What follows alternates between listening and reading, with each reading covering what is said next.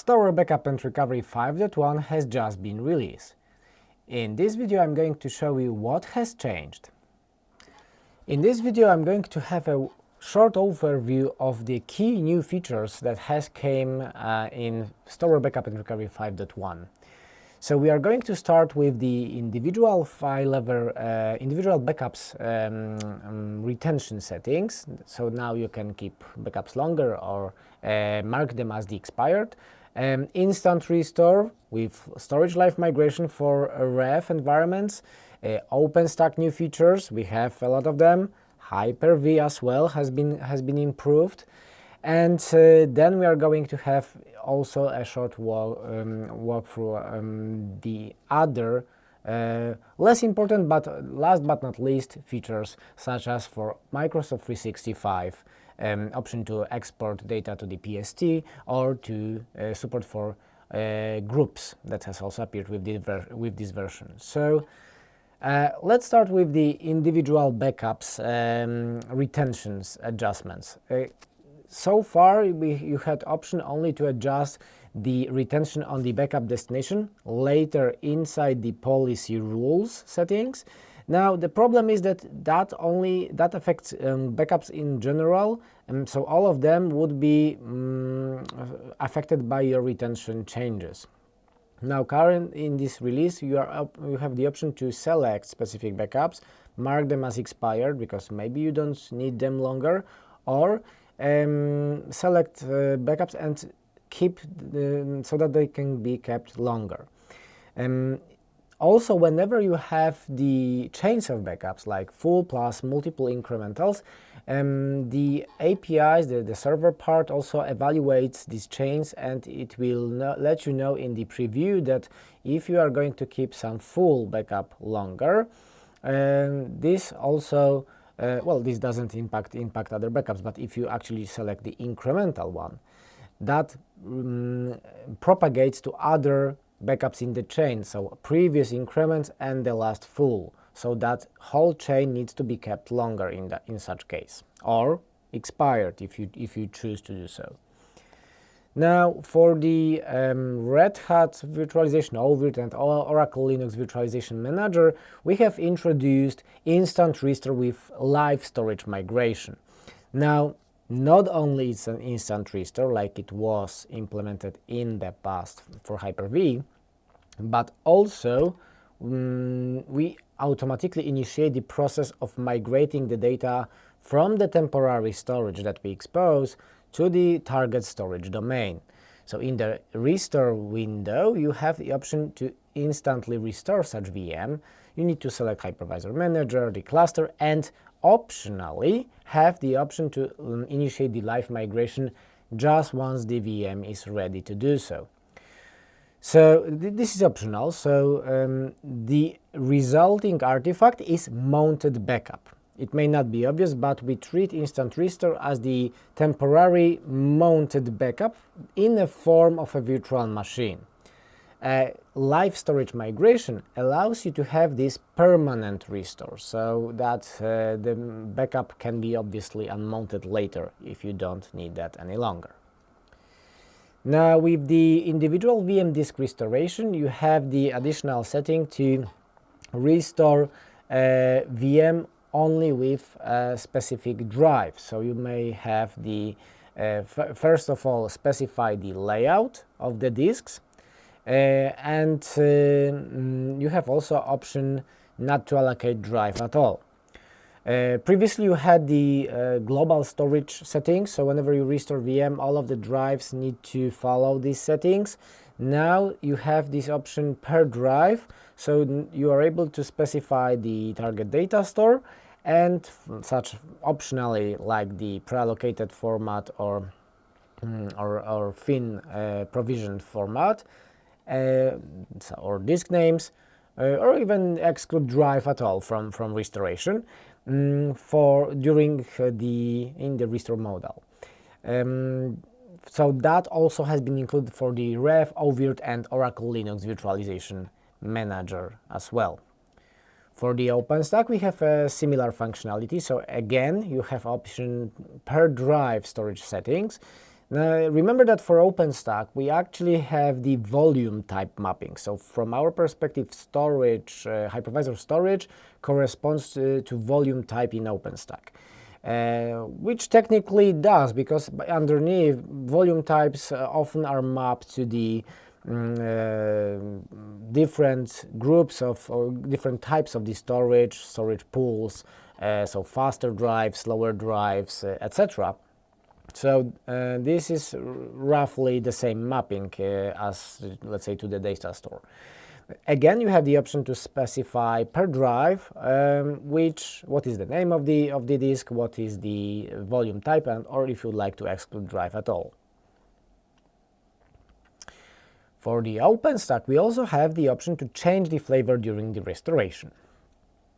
Previously, we just restored VM as it was originally. So if you had a small VM, it was restored as the small VM, exactly the same like in the metadata. Now with the this release, we have introduced option to change that. So we scan the flavors in your environment, and later you're able to select different flavors. So you can restore VM and make it bigger at the same time. In the OpenStack, we have the option to use multiple authentication domains. Previously, we supported that with the option to specify the domain name in the credentials, but unfortunately it required to define multiple hypervisor managers, actually pointing sometimes to the same key zone. Well, you could perceive that as a hack, so we have introduced option to group those credentials and expose them within the same section, within the same details of the hypervisor manager. So you may add one keystone and specify multiple authentication domains which will be used to connect to your OpenStack environments. So that is what in the update hypervisor view you are able to see. And specify what credentials are going to be used to each domains. Key pair selection. Well, whenever you provision instance in the OpenStack environment, you have to specify a key pair. Key pair allows you later to connect to such instance. With this release, we have also introduced ability to use different key pair whenever we restore virtual machine instance. The limitation is only that it's going to be the keys owned by the administrative accounts.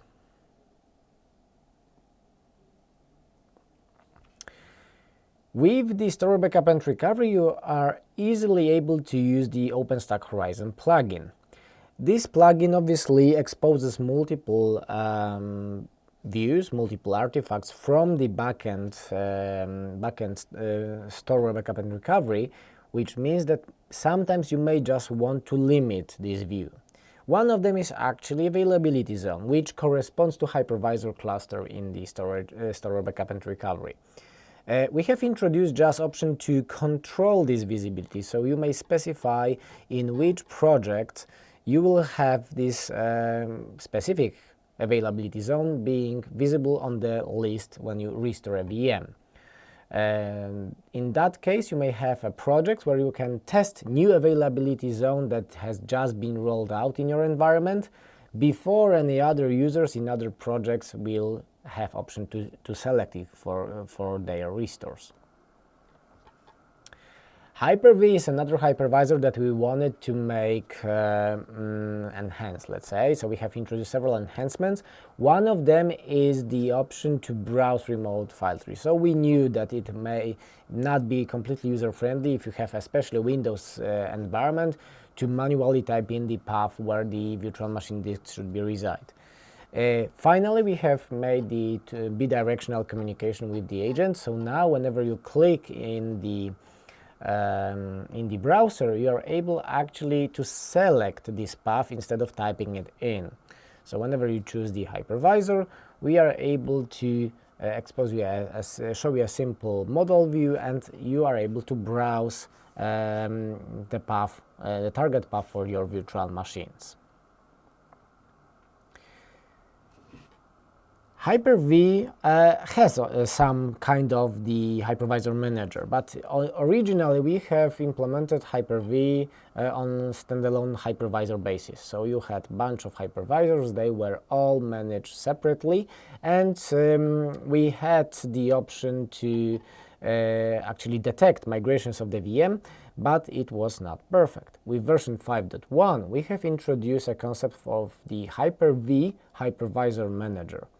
Now, it actually allows you to talk with two different sort of managers, let's call them like that. So, the very first one is SCVMM that comes from the Microsoft. So, that's the variant 1. And SCVMM centralizes the inventory-related activities and allows to backup a VM even if you have VM, let's say, jumping around between inventory synchronizations in your environment. So at that time, we always try to talk with the hypervisor manager first, detect on which hypervisor the VM resides, and then we just go directly to this hypervisor, which is currently responsible for the VM on which it runs. That means that we still need agent on each host, and we also need an agent on the SCVMM host. So technically we talk to the agent which talks underneath with the SCVMM and does all of the management stuff. So strictly speaking, the detection of the virtual machines, etc. That's not the only option. For Hyper-V clusters, you're also able not to use SCVMM at all, but still have a cluster. And there is an option to configure such Hyper-V environment using cluster IP. So one of the hosts is responsible for the management of such cluster. And in such case, you are still able to define cluster IP, so access the Hyper-V Hypervisor Manager agent using this cluster IP. So technically behind the scenes we are going to talk with the one of the agents and invoke all of the inventory related activities. So you just need to select your setup in the Hypervisor Manager details. For Hyper-V we also have introduced support for storage spaces direct. And that doesn't mean that we support Azure Stack HCI. So that's completely different. But if you expose drives from S to D, we are able to back up such VMs. So as storage spaces direct actually is a software-defined storage solution. So you start by connecting your servers with some internal storage drives. Ethernet network actually can be used, and this allows you to create a form of the cluster without any specific storage fabric. And if you enable storage spaces direct on this cluster, it is actually combining, so pooling these servers into one software-defined pool of virtually shared storage. And then you can create volumes out of it and attach it over the CSV file system to your virtual machine. So technically the volumes actually allow you to create VHD files on top of that, and the rest seems technically strictly the same as for the regular Hyper-V environment.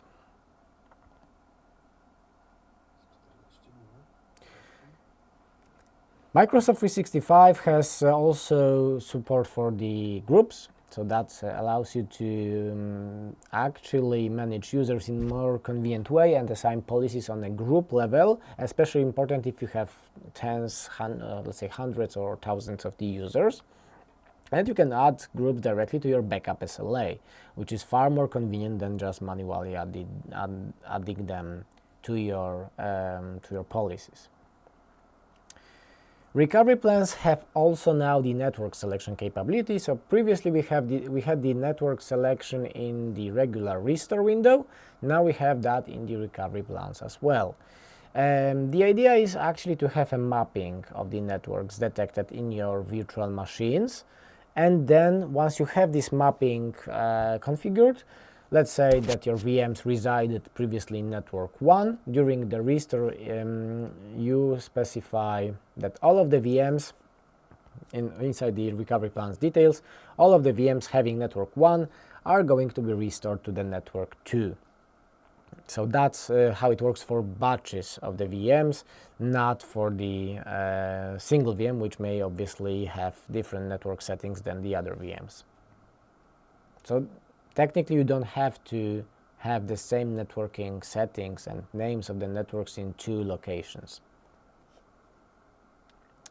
Web UI also have been improved in terms of the task console. So task console, obviously if you have hundreds of VMs, you would like to enqueue multiple VMs, and suddenly you realize that every backup actually consists of 5 tasks, because that was the result of the refactoring of the task engine. So export, store, staging cleanup, backup cleanup, tasks, etc. They all have been grouped in a form of the workflow execution. So workflow execution means that it's actually a set of tasks that have a single goal, like backup, for instance. Other enhancements like push notifications based on rules, option to export data to PST. So you have the option to select specific files in your Office 365, let's say mailbox, for instance, and export them to the PST file in a similar way like you had downloaded them in the previous release. Push notification based on rules. Now we can invoke some custom API.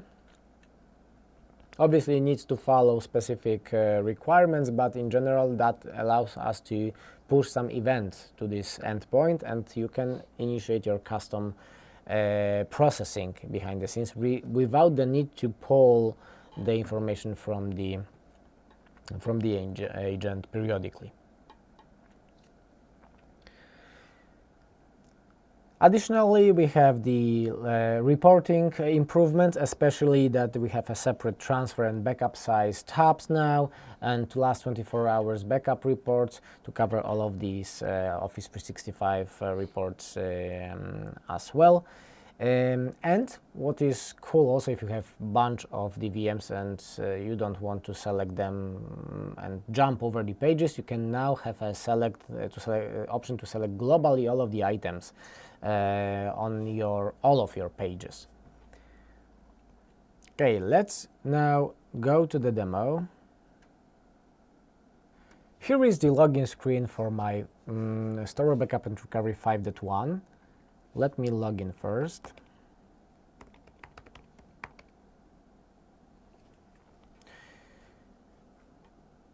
Now, let's start with the option to mark backups as expired. So, in my virtual environment section, you can see that I have a lot of virtual machines. Let's find some that has any backups, like this one, for instance. Now, here in the backup history view, you're able, or backups as well actually, you're able to put a check mark on your backups and adjust retention on individual backups. Notice that I have option here to specify if I would like to mark as the expired, and if I specify mark expired, it's going actually to clean this backup with the next clean all backups job. If I say that I would like to keep it, I need to specify a date. This is a custom date, so it means that instead of just keeping the backup as it is described in the according to the retention settings, it's going to be kept longer. In my case, I can specify, let's say, maybe not May, maybe just September. And in the preview, you will see actually that backup retention settings is being changed. If you have a chain of backups, these would also appear in this view. So this would effectively change the retention settings for the appropriate part of the chain. So all of the backups that the one that you have selected depends on would be affected by this change. And on the list you have the option later to see that some backups have additional settings like mark to keep. This instance actually is the ref-based environment. Here I have my Red Hat virtualization ready to go. So let's initiate now restore. And inside the restore view, notice that I see instant restore capability here. Here I specify obviously the Hypervisor Manager, the cluster, so that's the usual stuff, and I can also invoke the live migration automatically. So it means that I will be able actually to mount this backup underneath, and the resulting VM is going to be first available on the hypervisor, and then the storage live migration process is actually going to be invoked automatically. In the task console, you see that currently I have a workflow executions view. So now, while we are waiting for this instant recovery, we can have other features overviewed. My task console now has the workflow mount actually being invoked, because technically we will have a mount artifact. And I see two tasks. One is restore, which was instant. In this case, this is obviously a synthetic backup provider, backup destination, and it is required for instant restore to work. So behind the scenes, we'll have the share exposed, obviously, a new storage domain being created, and the regular restore would happen. That would be the basic part of this instant restore capability, and later you would have the option to, let's say, manually migrate your virtual machine, so either from our user interface or manually from yours. Or it can be, like I did, invoked automatically. So because it's mount, it's actually going to be visible in here, so you can see that you have additional mounted backups artifact in here. So I don't have any details in here, I can't access it because it's still in the running state. Let's check what is happening in my ref virtualization environment.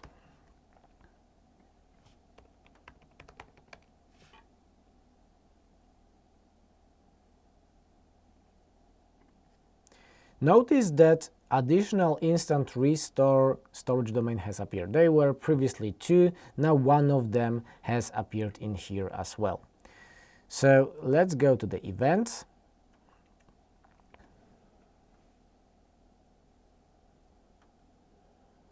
And here is the instant restore C0 something that was added during the instant restoration. In the virtual environments, NT4, we have additional virtual machine that is being just restored. There will be an additional VM in a moment. And the whole process looks like follows. So you will have the option to first attach the storage domain.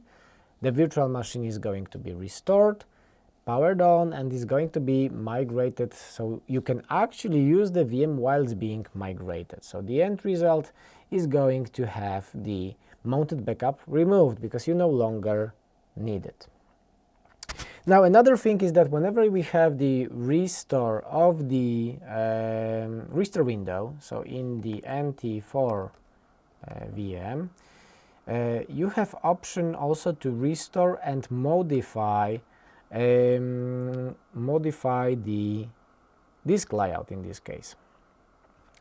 So we have two disks. I can optionally exclude them if I wish to, or change the settings to sparse format.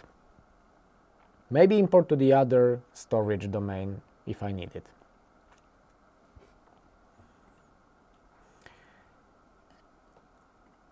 Okay, let's talk about the OpenStack now. I have the OpenStack environment connected here, Notice that actually we had to introduce several additional tabs in this view. First of all, we had the flavors. So this is what I have detected, what Storware Backup and Recovery detected in the environment. We have some additional flavors available. I have some access keys used also for the from the admin perspective during the restoration, and well, quotas were previously there. In my instances view, let's now check other VM.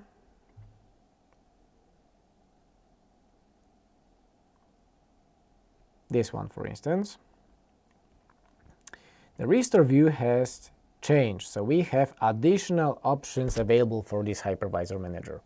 Obviously, you need to start with specifying which Hypervisor Managers you are talking about, and then you need to specify to which cluster. So to be more accurate, it's actually availability zone you would like to import this VM to. First feature is that I'm now able to customize disk layout. So I have option to exclude from restore. I have option to specify to what is the target volume type, because this time we are talking about the volume types available. I have an option to specify flavors. If I have different OpenStack to which I would like to restore to, yeah, I will have obviously different set of flavors available. Optionally, I can select the access key. So instead of using the original one, I will have option to select the access key that I have on the list.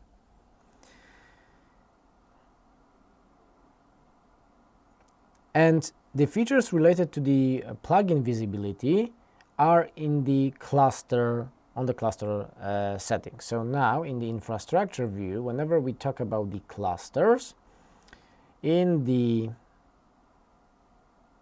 let's find a cluster related, like AZ3 for instance, okay, it doesn't matter too much. Previously I had only option to specify the storage provider for such cluster, so to support environments that have their own storage clusters on Ceph in a different availability zones. Now you have the option to specify also the projects to which this availability zone is visible. So later in the plugin, let's log into the OpenStack.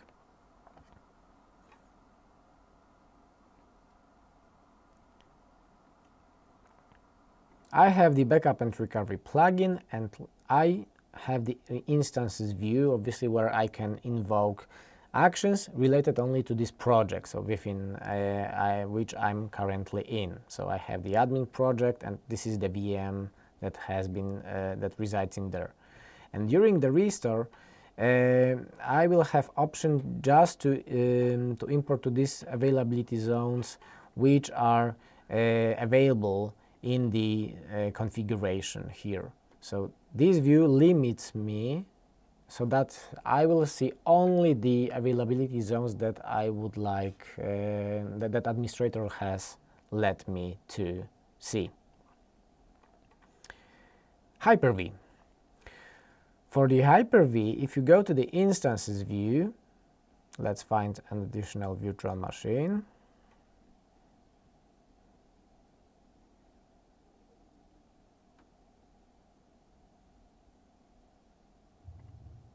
Restore. The problem was that whenever I have the option to restore to the hypervisor, I always have the other storage, so there is no option currently to scan the data stores or concept on the Hyper-V with Storware Backup and Recovery. So you had to put the path of the target virtual machine where it is supposed to reside. Now with the browse button, you actually are browsing the directory structure on this agent that resides on this remote host. So let's say, click C, and now I have a list of files, list of directories available. And let's assume that I would like to select this path, so C temp, and I click save. That means that this path is going to appear in here. So it's definitely far more convenient than it was before. But for Hyper-V, actually, we have other significant improvements. So in the infrastructure view, again, Notice that previously you had to create hypervisor entries here in the hypervisor stub. So it was obviously create, you have selected Microsoft Hyper-V, and that was the access to your agent. Now with the 5.1 you have also Hyper-V Hypervisor Manager. So you click here Add, and in the details, so you just need to browse here, scroll down to Microsoft Hyper-V. You have two options, so you need to specify what is the infrastructure that you are actually using to form a Hypervisor Manager for Hyper-V environment. And you have System Center Virtual Machine Manager, so SCVMM, or Failover Cluster. In both cases, we are actually going to talk with the agent. So the difference is that SCVMM obviously is a separate solution, so it's actually an additional agent as well that needs to be installed. With the failover cluster, actually we are using behind the scenes one of the agents that already has been installed on on all of the hypervisors in the cluster. In my environment here, I have the Hyper-V configured, and this one is actually using failover cluster IP. So the virtual machines that reside here, Microsoft Hyper-V Hypervisor Manager, actually reside on a different host within this cluster. So 49 was the cluster IP, 48 and 47 are my hosts. For the Office 365, it's in the cloud view. Notice that we have introduced the group view here as well. So now you have a new artifact, new protected entity, which allows you to actually have a separate backup history, separate scheduling, and it can be assigned to the policy, which is cool. So in the policies, you may define a policy that actually is automatically relates to all of the users that are assigned to this group. Previously, you had only the option to assign them manually or automatically add all of the users that matched specific group, for instance. But now this is the option that you have the option to centralize it and have the policies assigned directly to the group level.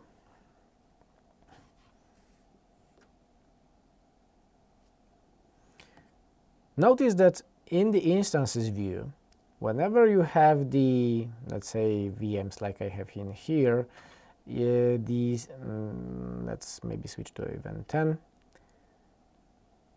you have to jump over these pages multiple times and select all. Actually selected only 10 items in this case, so the page size. And with the select all available items, behind the scenes the front end actually allows you to select all the entities in your environment.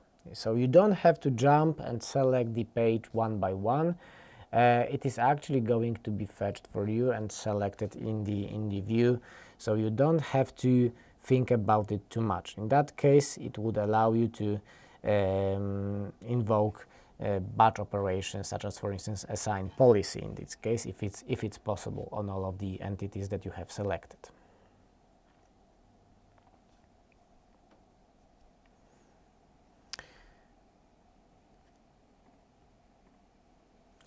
And that concludes the demo part. So key items that we have actually overviewed today. So first of all, several improvements in the ref area. That actually means instant restore with the live storage migration capability, option to restore VM with custom disk layout configuration. That also actually is implemented for the OpenStack as well. For OpenStack, we have several different options in the restore window. That means customize the flavor, customize the disk layout, customize the key that has been used to restore the virtual machine. For Hyper-V, we have introduced the concept of the Hypervisor Manager and option to browse the remote to browse remote directory structure on the agent as well, so you don't have to type in manually the path. Office 365 with the group support, export option to export the data to PST format, and some other features that we haven't covered in this video, just minor tweaks in the user interface or in the reporting. I hope you enjoyed this video. Thank you for watching it. Follow us on the LinkedIn as well, and stay tuned for the other videos.